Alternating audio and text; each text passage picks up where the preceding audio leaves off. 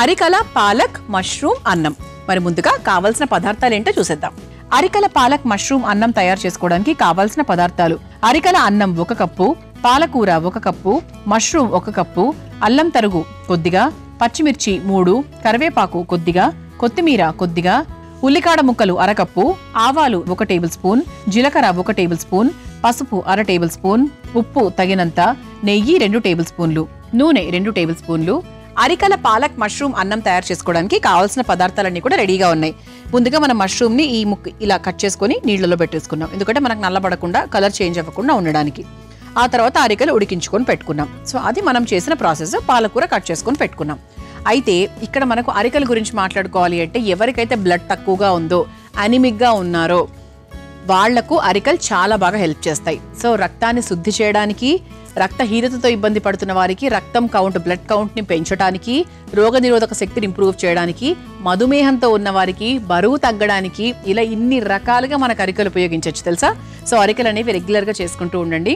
అంటే మన అమృతం ప్రోగ్రామ్ చూస్తూ ఉంటే అరికలతో చాలా రకాల వంటలు మీకు చెప్పున్నాం. ఓకే, మరి దీంట్లో ఈ రోజు మనం ఏంటి అంటే మష్రూమ్ ఉపయోగిస్తున్నాం. So mushroom high vitamin D. So vitamin D ఉన్నటువంటి పదార్థాలు చాలా తక్కువ. అందులో శాకాహారంలో మష్రూమ్లో మాత్రమే అంత ఎక్కువగా ఉంది అంటే అది మష్రూమ్లోనే. సో విటమిన్ డి మీకు ఇంకెక్కడ ఏ వంటలో కూడా అంత బాగా దొరకదు, అసలు దొరకదు కూడా అనుకుంటాను.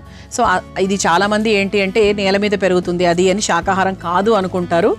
100% శాకాహారమే, అసలు దీంట్లో డౌటే లేదు. ఓకే, సో మొదలు పెట్టేద్దాము. ముందుగా స్టవ్ వెలిగించేద్దాం.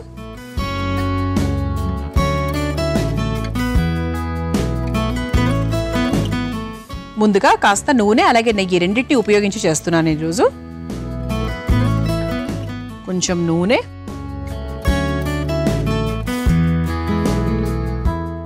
అలాగే కాస్త నెయ్యి.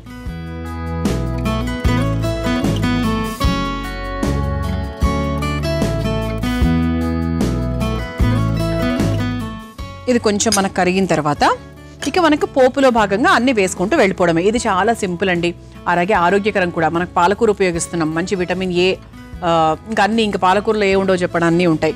సో వెరీ హెల్దీ, కంటి ఆరోగ్యానికి చాలా మంచిది పాలకూర. తర్వాత అరికెలు ఇంతకుముందు మనం మాట్లాడుకున్నాం ఆల్రెడీ.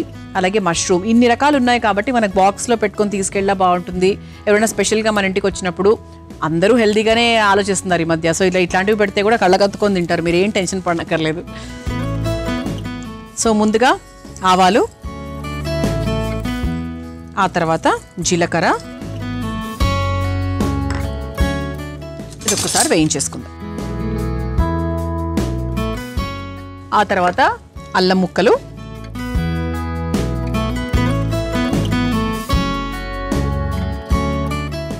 ఆ తర్వాత కరివేపాకు,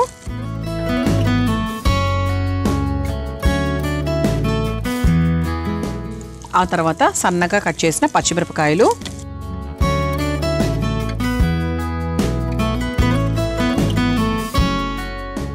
ఆ తర్వాత సన్నగా తరుక్కున్న ఉల్లికాడలు,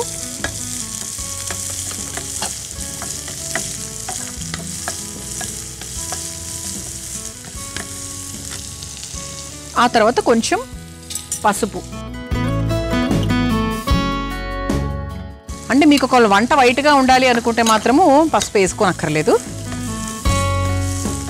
అంటే కొంచెం మష్రూమ్ వేసినప్పుడు కొంచెం అలా కొంతమంది కలర్ మారితే అంత అపీలింగ్గా అనిపించదు అనుకుంటారు. సో అలాంటప్పుడు మీరు చూసుకొని వేసుకోండి. అంటే పసుపు వేయడానికి గల రీజన్ కలర్ కాదు, అఫ్కోర్స్ దానికి ఉన్నటువంటి యాంటీ బ్యాక్టీరియల్ ఎలిమెంట్స్ అనుకోండి. కాకపోతే ఎప్పుడైనా మీకు అలా మనకి రంగు మారకుండా ఉండాలి అంటే మీరు దాన్ని తీసేసేయచ్చు కూడా.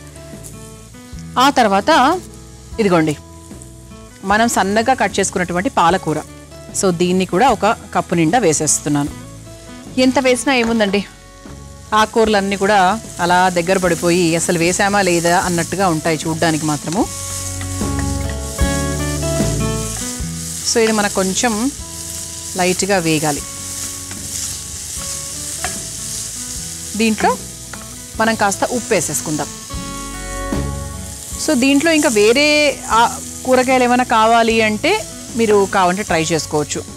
అంటే మొక్కజొన్న గింజలు కానివ్వండి, అలా ఇంకేదైనా కావాలి అంటే. కానీ ఇక్కడ మనకు మెయిన్గా ఈ వంటలో మనము పాలకూరను అలాగే మష్రూమ్ని, ఈ రెండింటిని మెయిన్ హీరోయిన్గా ట్రీట్ చేసాం కాబట్టి ఆ రెండింటిని మాత్రమే వేస్తున్నాము.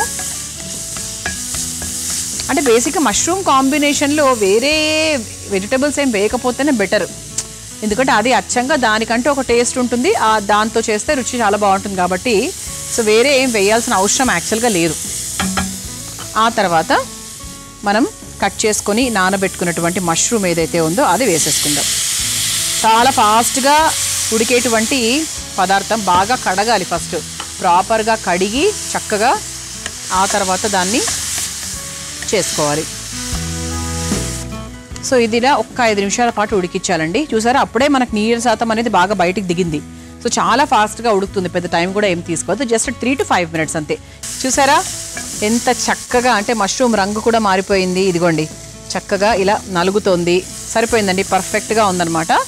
సో ఇప్పుడు మనం దీంట్లో ఏం వాటర్ వేయలేదు నేను, ఆ వాటరే సరిపోయింది. చక్కగా ఉడికిచ్చినటువంటి అరికల్ని దీని క్వాంటిటీకి తగ్గట్టుగా మనం వేసేసుకుందాం.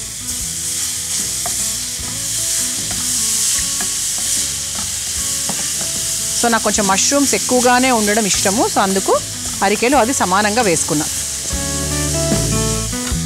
ఇలా కలిపేసుకున్నాం కదా. చివరిగా కాస్త కొత్తిమీర వేసేసుకొని ఇక స్టవ్ ఆఫ్ చేసేసుకోవచ్చు. ఆహా, అసలు కొన్ని చూస్తే ఇంత సాత్వికంగా అసలు నేనేనా చేసేది అనిపిస్తూ ఉంటుంది. చక్కగా మన ప్లేటు బౌల్ కూడా రెడీగా ఉంది కాబట్టి సర్వ్ చేసేసుకుందాం.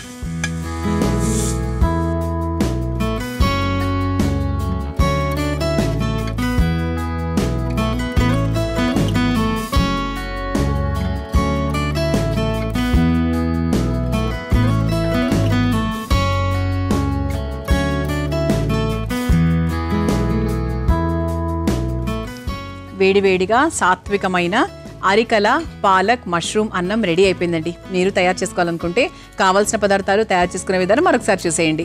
అరికల పాలక్ మష్రూమ్ అన్నం తయారు చేసుకోవడానికి కావాల్సిన పదార్థాలు: అరికల అన్నం 1 కప్పు, పాలకూర 1 కప్పు, మష్రూమ్ 1 కప్పు, అల్లం తరుగు కొద్దిగా, పచ్చిమిర్చి 3, కరివేపాకు కొద్దిగా, కొత్తిమీర కొద్దిగా, ఉల్లికాడ ముక్కలు 1/2 కప్పు, ఆవాలు 1 టేబుల్ స్పూన్, జీలకర్ర 1 టేబుల్ స్పూన్, పసుపు 1/2 టేబుల్ స్పూన్, ఉప్పు తగినంత, నెయ్యి 2 టేబుల్ స్పూన్లు, నూనె 2 టేబుల్ స్పూన్లు.